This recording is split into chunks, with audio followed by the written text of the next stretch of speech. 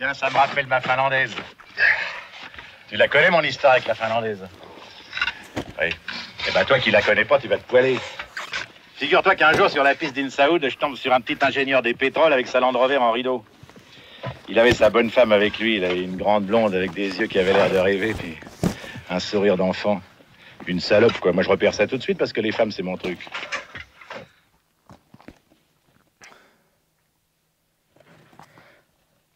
Je tenais à remercier infiniment Max Spinning Rods de me sponsoriser des pièces pour ce qu'il y a derrière moi. Celle que j'appelle la finlandaise.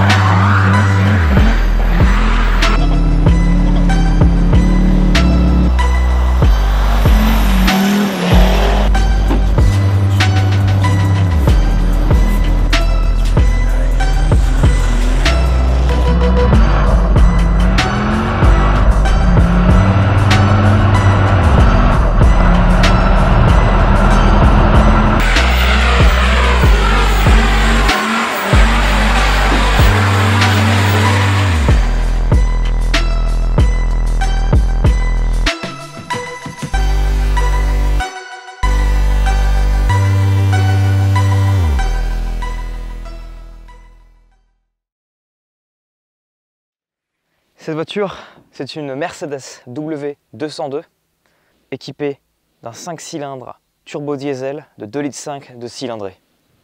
J'ai nommé l'OM 605.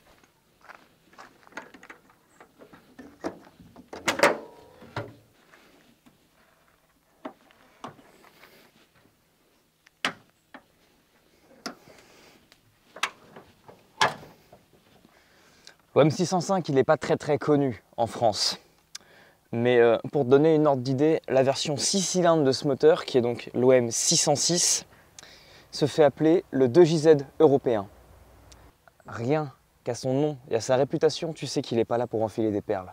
Sur YouTube, on voit souvent des montages du type 200 chevaux sans forger, 300 chevaux sans forger. Mais en réalité, ils ne sont jamais sûrs de la solidité de leur montage, de combien de temps ça va tenir et même si ça va marcher. Avec ça, je vais aller tatillonner les 400 chevaux, 3 barres de pression de turbo, et tout ça sans forger, ni même ouvrir le moteur. Ça paraît fou, hein? Mais ça là, c'est incassable. Mais d'origine, ça fait que 150 chevaux. Ça marche bien, mais c'est pas non plus un foudre de guerre. Donc pour sortir autant de puissance de ce, j'allais dire petit 5 cylindres, mais il n'est pas si petit que ça. Nous avons Max Spinning Rods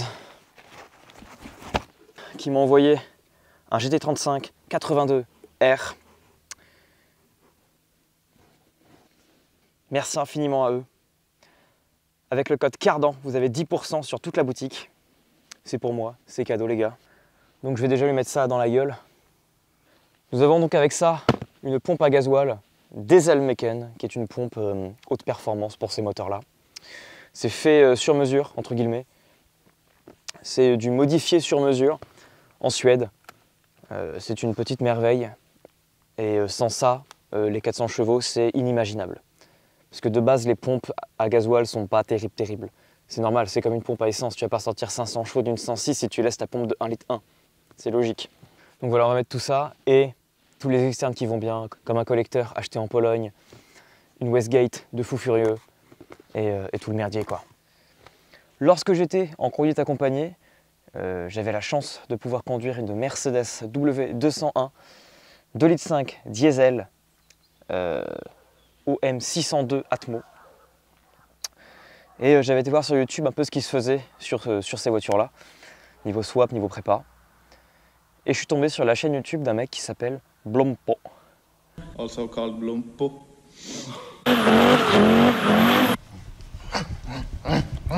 Police!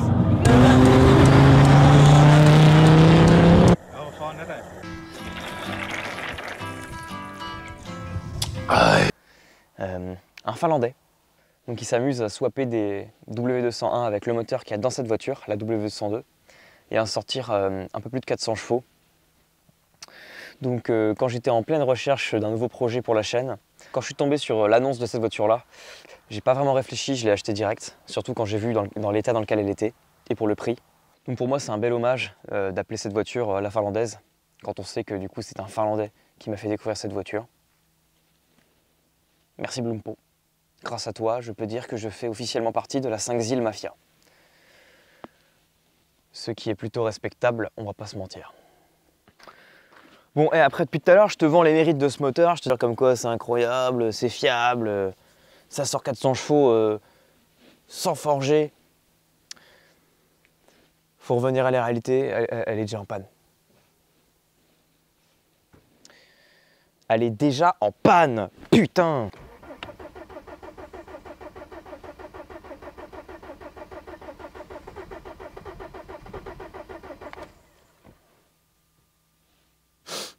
Cette voiture, je l'ai achetée 850 €. Mais forcément, il y a des soucis qui vont avec ça. C'est une voiture qui n'a pas roulé pendant plusieurs années. Pendant 3-4 ans. Et moi, je ne le savais pas. Le vendeur m'a menti sur énormément de choses. Il m'a également dit que j'étais le second propriétaire, que c'était une première main. Donc sur la route du retour, parce qu'elle était à 1h30 de chez moi, je lui ai mis plein sa gueule. Nickel, rien à dire, aucune perte de puissance, que dalle. Je l'ai acheté en avril la bagnole, parce que le temps de pouvoir réfléchir à comment j'allais m'y prendre, etc. J'ai pris mon temps. Mais du coup, c'était une caisse qui me servait à faire le con dans le champ à côté de chez moi.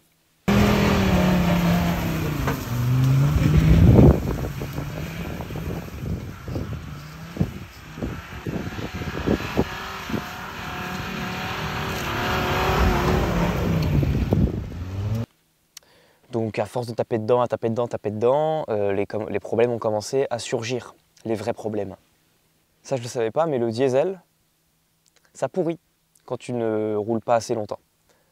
C'est quelque chose que j'ai appris, à mes dépens du coup. Le diesel pourrit. Il fabrique des algues. Quand tu ne roules pas pendant longtemps avec une voiture et que le réservoir n'est pas plein de gasoil, il y a genre une moitié de gasoil, il va fabriquer des algues et dégueulasser tous les filtres, toutes les durites, tout ce qui est en rapport avec le système de gasoil, tout va être dégueulasse. Donc en revenant du contrôle technique, qui est d'ailleurs bien rempli, moi je me gare tout content, le lendemain j'allais repartir avec, elle a plus redémarré. Je sais pourquoi. Qu'est-ce que tu as trouvé? Oh là oh. Je sais pas, mais en tout cas... C'est pas normal ça, chef. C'est bizarre là-dedans, hein. Voilà. Ça y est. Ah, oh, comme par hasard. Il est un beau. filtre un peu bouché. Vas-y, attends, montre. Oh. Je crois que c'est pas d'origine ce qu'il y a dedans. Mais attention, avant toute chose, avant de commencer la prépa, d'essayer de lui mettre 400 chevaux, il faut que la caisse roule convenablement d'origine.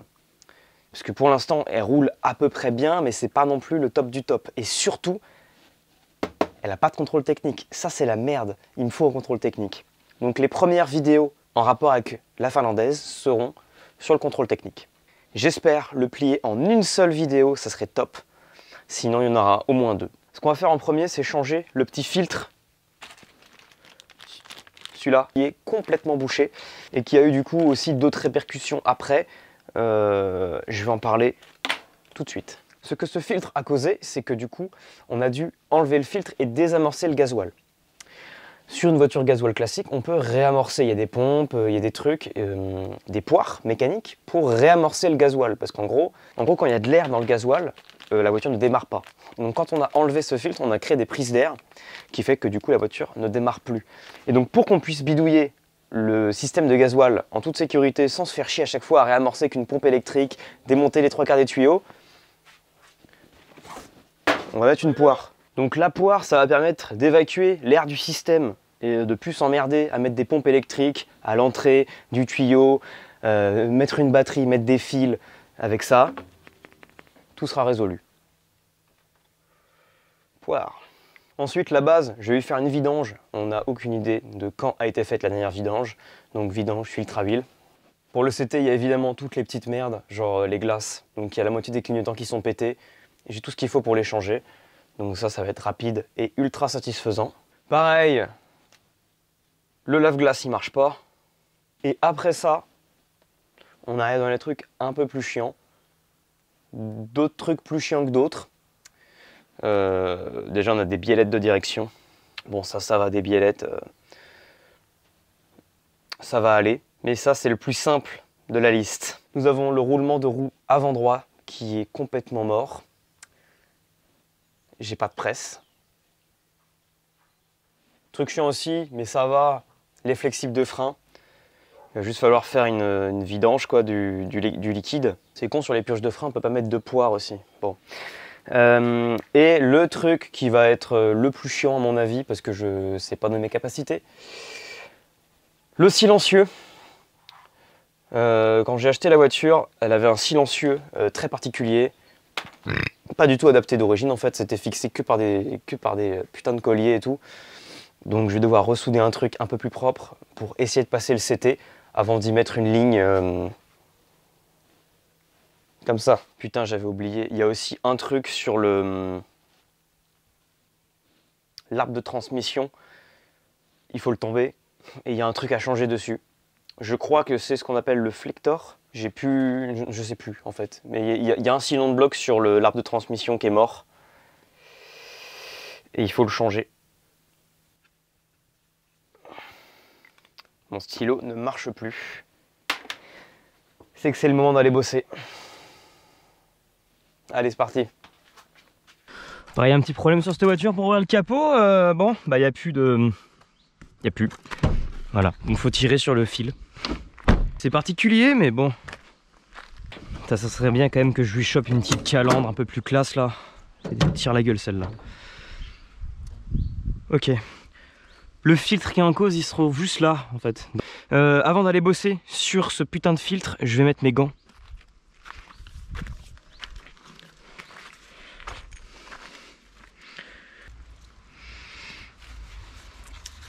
Faut quand même pas déconner, hein. Le gasoil, ça pue.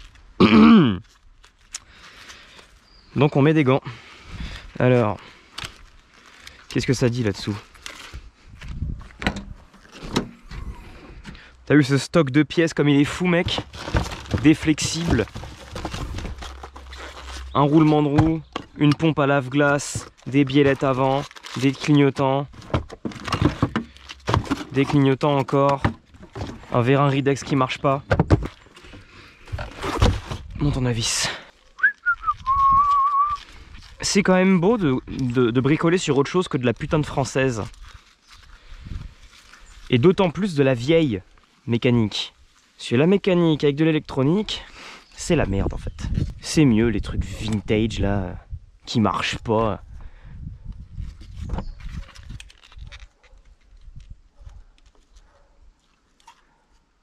Ah oui, c'est vrai qu'on avait enlevé le filtre, donc c'est bon. Ah ouais, c'est la gueule du joint toi. Ah les bâtards, il est pas fourni. Bon. Qui c'est qui va devoir remonter un truc sans joint? Ah si, j'ai celui-là quoi, mais il tire la gueule mon ref. Ouais, je sais pas. Bah je vais le remettre, hein. De toute façon j'ai pas le choix. Hein. J'ai pas trop le choix donc...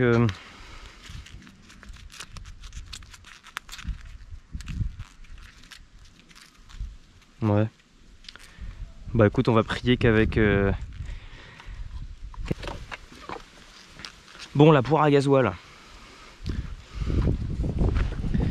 La poire à gasoil, on va la foutre par là, tu vois. Ça va être bien. Ce tuyau, il ressemble à quoi? Il est bien ce tuyau. On va mettre ça comme ça.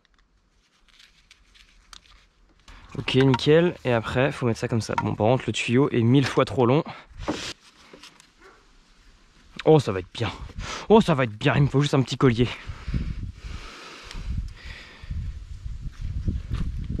Bon.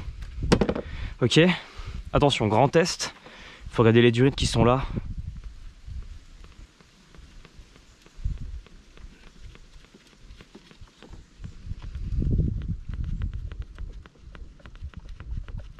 Là comme ça j'ai l'impression que ça marche pas, mais... Ah si, ça marche. Regarde, regarde. T'as vu tout ça? T'as vu tout le clair qui sort toi? On va avoir le verdict. Elles sont où les clés? Voyons voir.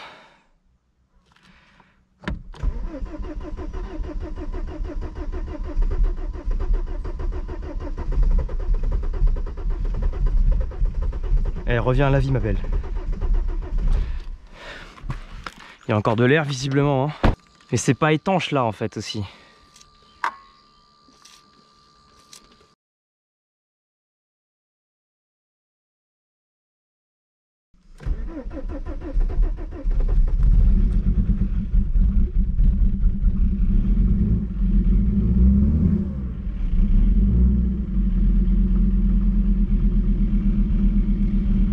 Eh ben voilà, putain! Ah. Allez ma belle. Ah. Bon.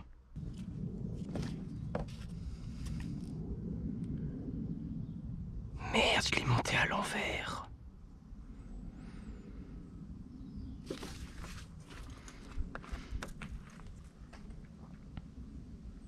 Ah le con.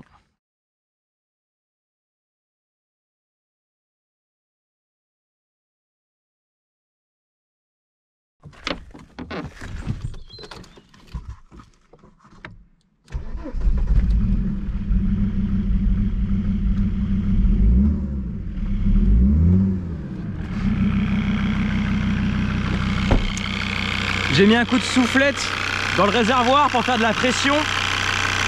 Et après du coup ça a enlevé toutes les bulles et paf, ça a giclé partout. Mais voilà, maintenant elle est réamorcée, elle redémarre. Le clac-clac vénère que t'entends, c'est ça, c'est ce truc là. Voilà, là il fait plus de bruit, tu vois. Voilà.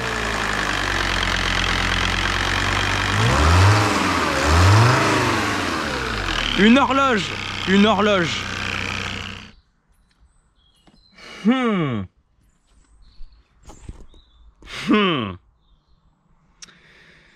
Je le ferai plus tard. Maintenant, je vais attaquer les trucs un peu plus simples et très satisfaisants. Tout ce qui est clignotant, pompe à lave-glace et je sais plus. Bon, du coup, ce qui est trop cool avec ces caisses-là, c'est que les clignotants sont refaits en neuf, tu vois. Genre ça, c'est 10 balles sur Autodoc. Donc j'ai acheté une paire histoire de pas avoir un clignotant plus dégueulasse que l'autre. Parce que même si on est dans l'esprit slipper voiture moche, j'aime bien être à peu près présentable quand même. Donc là c'est lequel le bon? Est-ce que c'est celui-là? Oh oui, c'est celui-là. Bon alors lui. Là toi, la gueule de la prise. Ok. Là j'y mets ça. Ok. Je branche la prise. Voilà. Et après pour le remettre, je sais pas. J'imagine que ça se clipse dedans. J'aurais pu nettoyer quand même. Alors ouais, il y a des guides. Et là. C'est super simple. Bon du coup maintenant, elle ressemble plus à quelque chose. Mais effectivement, il y a une petite différence de taille. Et encore, franchement, j'aurais pu en acheter qu'un seul. Bon maintenant, il y a tous ces petits trucs là. De ce côté, il faut que j'y trouve une ampoule parce que j'en ai plus. Mais c'est les ampoules format plafonnier de 106, tu vois. Mais j'en ai plus en rab j'en ai plus en rab. Donc je sais pas.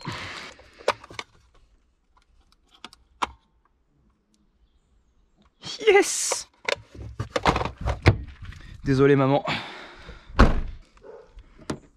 Clac.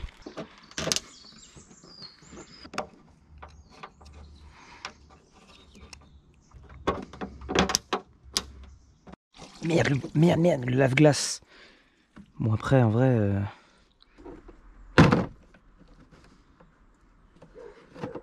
Ah là, ça doit être plus simple comme ça. Ok. Voilà. Voilà, ça vient là. Bon, logiquement, si je fais ça... et qu'après je mets... C'était bien la pompe qui était HS.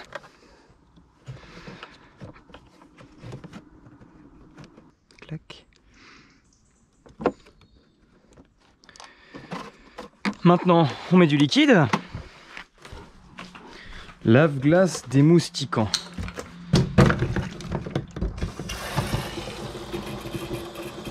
À mon avis, les gicleurs vont être dans un état pas possible. On verra bien, hein. À mon avis, ça va faire peur quand je vais allumer le bordel. Top. D'après toi, est-ce qu'elle démarre encore après la fuite qu'elle a sur du rite d'arrivée? Oh non. Oh non, ça recommence. Ok.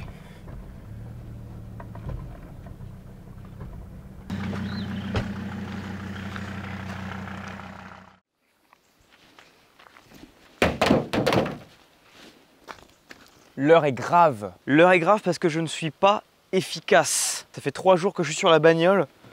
Tout ce que j'ai fait, c'est changer un filtre à gasoil. Bah même pas mettre une poire du coup parce que c'est de la merde. Ou alors je me suis mal pris.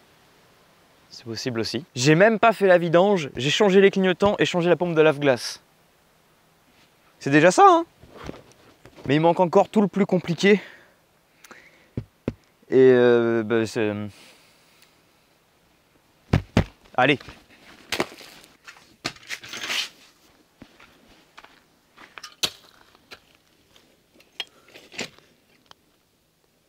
Merde, les chandelles.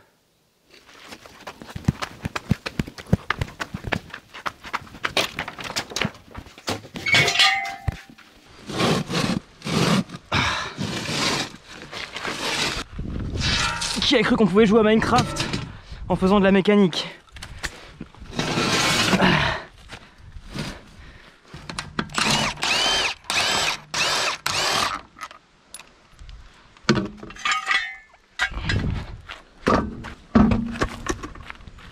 Casse pas les couilles.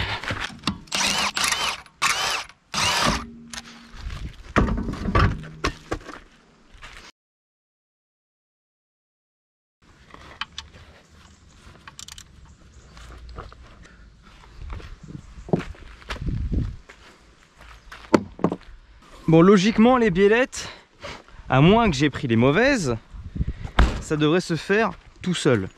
Je me suis pas trompé dans la ref. Aïe. Allez, vas-y là. Je suis en train d'exploser le bordel. Eh ben mes cadets, eh ben mes petits frères, ça commence bien. J'étais juste à l'envers depuis le début. J'étais juste à l'envers. Parce que là, tu vois, ça vient.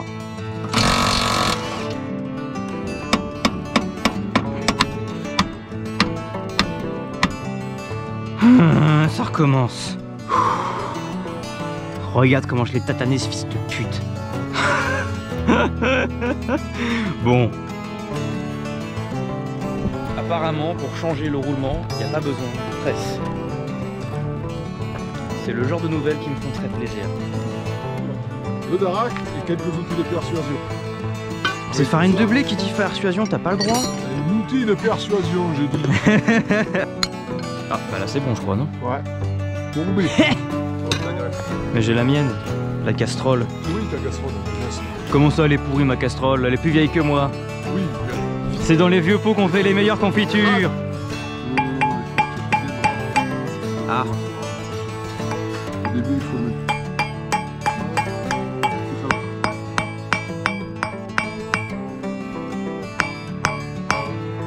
Ah. Voilà. Ah. C'est bon, c'est bon.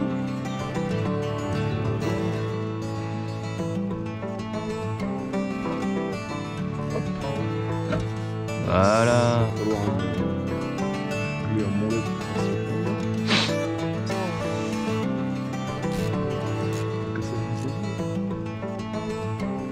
Allez.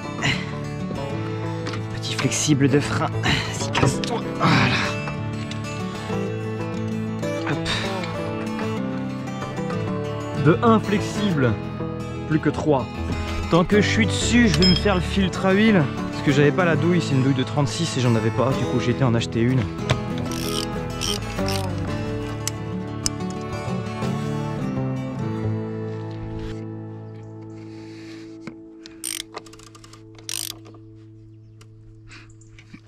Ok.